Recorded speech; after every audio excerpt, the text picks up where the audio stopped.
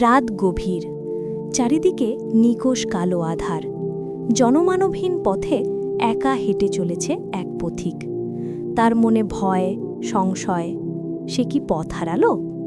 হঠাৎ দূরে এক ক্ষীণ আলোর রেখা দেখা গেল। পথিক আলোর দিকে ছুটে গেল। সেখানে দেখল এক বৃদ্ধকে, হাতে প্রদীপ। পথিক অবাক হয়ে জিজ্ঞেস করল, বাবা, এই গভীর রাতে আপনি একা এখানে? বৃদ্ধ শান্ত গভীর কণ্ঠে বললেন, বৎস, এই আধার শুধু রাতের নয়, এই আধার তোমার মনের। আর এই আলো শুধু প্রদীপের নয়, এ আলো হলো ঈমানের। যখন মন আধারে ডুবে যায় তখন ঈমানের আলোই পথ দেখায়। বৃদ্ধের কথাগুলো পথিকের অন্তরে গেঁথে গেল। তার সকল ভয় দূর হল। ঈমানের আলোয় আলোকিত হয়ে পথিক নতুন করে পথ চলা শুরু করল।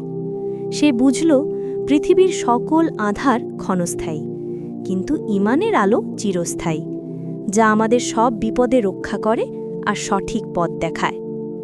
আপনিও কি এমন আলোর পথের সন্ধান চান?